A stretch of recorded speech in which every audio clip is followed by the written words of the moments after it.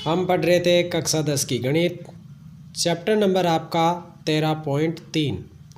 प्रश्नावली आपकी चल रही थी 13.3। क्वेश्चन पढ़ रहे थे हम इसका 6 नंबर। तो आइए देखते हैं कैसा है आपका सवाल। ये इसमें आपको दे रखा है कि विमा का मान यानी कि आपको लंबाई, चौड़ाई और ऊंचाई वाला एक घनाभ बनाने वाला दिया गया है, जिसकी आपको लंबाई की यदि मैं बात करूं तो 5.5 सेंटीमीटर है, चौड़ाई 10 और ऊंचाई आपकी 3.5 सेंटीमीटर वाला एक घनाभ बनाने के लिए 1.75 सेंटीमीटर व्यास और 2 यानी कि मिलीमीटर मोटाई वाले कितने चांदी के सिक्कों को पिघलाना पड़ेगा। तो यहाँ पे आपको दो आकृतियाँ दी गई है, एक घनाभ की और एक चांदी के यानी कि जो सिक्का होता है बेलनाकार, उसकी आकृति दे रखी है। तो आइए हम पढ़ते हैं आपका क्वेश्चन। सबसे पहले आपको जो इन प्रश्नों में मान दिया गया है वो आपको क्या दिया गया है, एक दिया गया आपको चांदी का व्यास। तो आप लिखेंगे सबसे पहले चांदी का व्यास। तो मैं यहाँ लिखूँगा सबसे पहले चांदी के सिक्के का व्यास। चांदी के सिक्के का व्यास कितना दिया गया है, 1.75 सेंटीमीटर। यह मान आपको सेंटीमीटर में दिया गया है, यानी कि 1.75 सेंटीमीटर इसे बोलते हैं। जब आपको व्यास दिया गया है तो आप चांदी के सिक्के की क्या निकालेंगे, त्रिज्या, यानी कि जिसे हम रेडियस बोलते हैं। कितना, 1.75 में हम किसका भाग देते हैं, 2 का। तो ये क्या बन जाता है आपका, सेंटीमीटर में मान है। तो r बराबर, यहाँ जब हम भाग देंगे इसमें तो देखिए यहाँ से इकाई और दाई हम इसे इस प्रकार से भी लिख सकते हैं आसानी से सरलतम रूप में बनाने के लिए।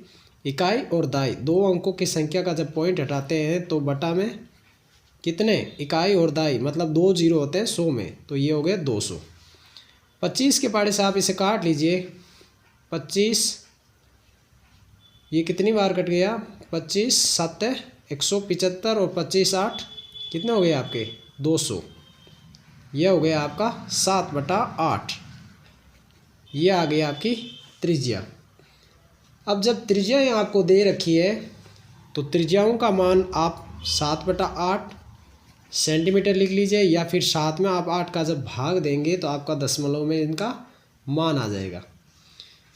अब आपको और क्या दिया हुआ है, मोटाई किसकी, चांदी के सिक्के की जो आपको मोटाई दे रखी है वो आपकी कितनी है।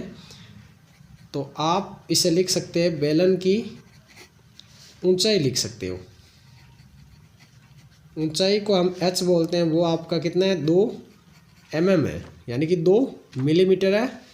तो इसको हम सबसे पहले आप क्या बनाएंगे, इसे सेंटीमीटर में परिवर्तन करेंगे, यानी कि 1 सेंटीमीटर बराबर होता है 10 मिलीमीटर। तो इसे सेंटीमीटर बनाने के लिए हम 2 में किसका भाग देंगे, 10 का जब हम भाग देंगे तो 2/10, ये भी मात्र किस में आ गया, सेंटीमीटर में।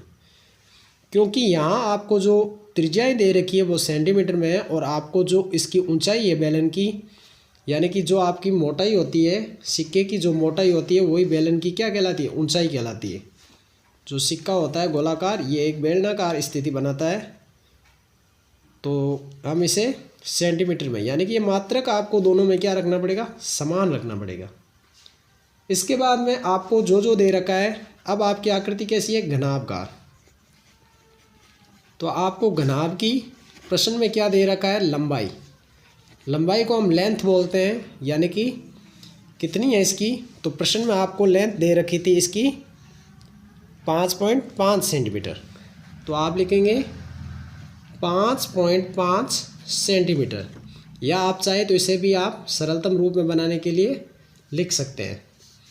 फिर आप लिखोगे इसकी चौड़ाई, जिसको विड्थ बोलते हैं, यानी कि 20 से इसको प्रदर्शित करते हैं। इसका मान आपको दे रखा है 10 सेंटीमीटर। और यदि मैं ऊंचाई की बात करूं तो ऊंचाई में आपको 3.5 दिया गया है। तो आप लिखोगे ऊंचाई, जिसे हम h से प्रदर्शित करते हैं, स्मॉल h से, वो आपका है 3.5 सेंटीमीटर। जब ये तीनों मान आपके पास में आ जाता है तो हम इसका क्या निकालते हैं, घनाभ की आकृति है तो घनाभ का हम क्या निकालेंगे, आयतन। तो आप लिखोगे घनाभ का आयतन, और घनाभ के आयतन का सूत्र क्या होता है, लंबाई गुणा चौड़ाई गुणा ऊंचाई। यानी कि हम कह सकते हैं कि 5.5 की हमें 10 से और 3.5 जो आपकी ऊंचाई है, इन तीनों का हम क्या करेंगे, गुणा करेंगे। तो देखिए इसे मैं लिख सकता हूँ 55/10, यानी कि इकाई के बाद में जस्ट पॉइंट है, ये पॉइंट हटेगा तो बटा में 10 इंटू 10, ये आपका हो गया 35/10। जिस प्रकार से हमने 5.5 को 55/10 लिखा है, वैसे ही 3.5 को भी हम ये पॉइंट हटा के बटा में 10 लिखेंगे। 10 से 10 कैंसिल हो गया। यहाँ देखिए आप इसे जब सरलतम रूप में करोगे तो ये 5 के पाड़े में 5 2 10, 5 7 35। तो अब 55 को किससे कर देंगे, इस 7 से गुणा, तो 7 का 5 से करेंगे, 7 पंजा 35, हास पाई 3, 5 7 35 और 3 होते हैं आपके 38, बटा में आपका आ जाएगा 2। ये आपका आया घनाभ का आयतन। किसमें, घनाभ का जो आयतन चल रहा है वो हम मान लिखेंगे। अब हमें ये कह रहा था कि जो आपको घनाभ और बेलन, तो बेलन का दिया हुआ है, तो बेलन यानी कि आपका जो सिक्का है वो भी कैसा होता है, बेलनाकार। तो आप लिखोगे बेलनाकार का आयतन। सिक्कों की संख्या पूछ रहा है तो मान लेते हैं सिक्कों की संख्या बराबर n। माना ये पूछ रहा था ना कितने सिक्कों को पिघलाया जाता है, सिक्कों की संख्या बराबर n या x, आप कुछ भी मान सकते हैं। तो हम लगाएंगे यहाँ पे सिक्के का आयतन, यानी कि बेलन का आयतन का आप सूत्र भी बोल सकते हो इसे। तो बेलन का आप क्या निकालोगे, जब आपने घनाभ का आयतन निकाला है तो वैसे ही आपको क्या निकालना है, बेलन का आयतन। क्या सूत्र होता है, बेलन का होता है पाई r स्क्वायर h। जबकि सिक्कों की संख्या n है तो n गुणा पाई r स्क्वायर h। तो n का n गुणा पाई का मान 22/7 इंटू r, आपकी जो त्रिज्या थी वो आपने कितने लिखी थी, 7/8। तो यहाँ मैं लिखूँगा 7/8 का होल स्क्वायर, यानी कि यहाँ पे r आपका डबल है, और इंटू h, आपकी ऊंचाई भी कितनी दे रखी थी, ये दे रखी थी 2/10। तो ये हो गया 2/10। अब जब हम इसे हल करेंगे तो n गुणा 22/7 गुणा ये 7/8 को मैं कितनी बार लिख सकता हूँ, 2 बार, क्योंकि यहाँ पे आपका वर्ग में दिया हुआ है, यानी कि स्क्वायर दिया हुआ है, और गुणा 2/10।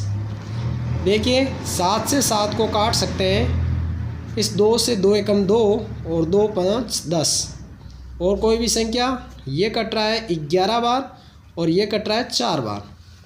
तो जो बचा है उसको लिख लीजिए n गुणा 11 गुणा 7 गुणा 1।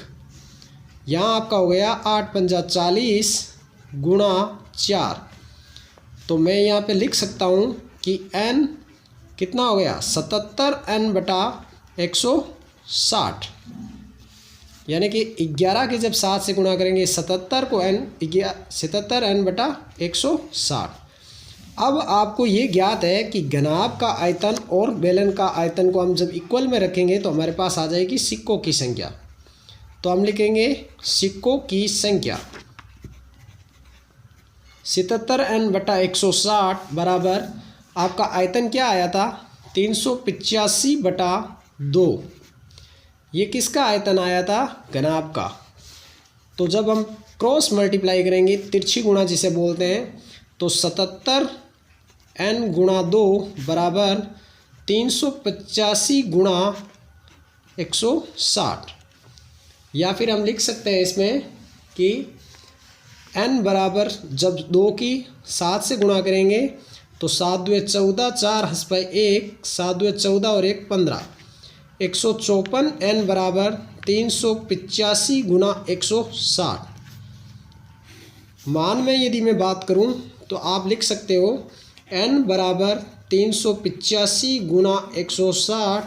यहाँ पे 185 आपके गुणा में जब पक्षांतरण करेंगे तो आपके आ जाएंगे भाग में। तो देखिए ये जब आप हल करेंगे इसे कैंसिल करके तो आपके पास n का मान आ जाएगा। तो काट दीजिए इसे। ये काटा आपने, ये हो गया आपका 2 7 14 और 2 7 14 77। और यहाँ से हम इसे काटेंगे तो आपका हो जाएगा कितना, 2 के पाड़े से जब इसे काटेंगे हम तो यहाँ हो जाएगा 80। 77 का जब हम इसमें करेंगे वापस, ये देखिए आप 7 पंजा 35, हाँ 77 को जब हम काट देंगे इससे तो यहाँ आ जाएगा 5 बार 77 एकम 77, 77 गुणा 5, 7 पंजा 35, 5 और 3 38। तो यहाँ हमारे पास n की संख्या आ गई 80 गुणा 5, यानी कि n का मान आ गया 8 पंजा 40। तो कितने सिक्कों को पिघालने पर आपका क्या बन जाएगा, यह घनाभ की स्थिति, यानी कि 400। तो हमारे पास इसका राइट आंसर आ गया कि सिक्कों की संख्या की हमें कितनी रिक्वायरमेंट रहेगी, तो वो रहेगी आपकी 400। यदि आप हमारे चैनल पर नए हो तो चैनल को सब्सक्राइब जरूर करें, वीडियो को लाइक करें, शेयर करें। धन्यवाद।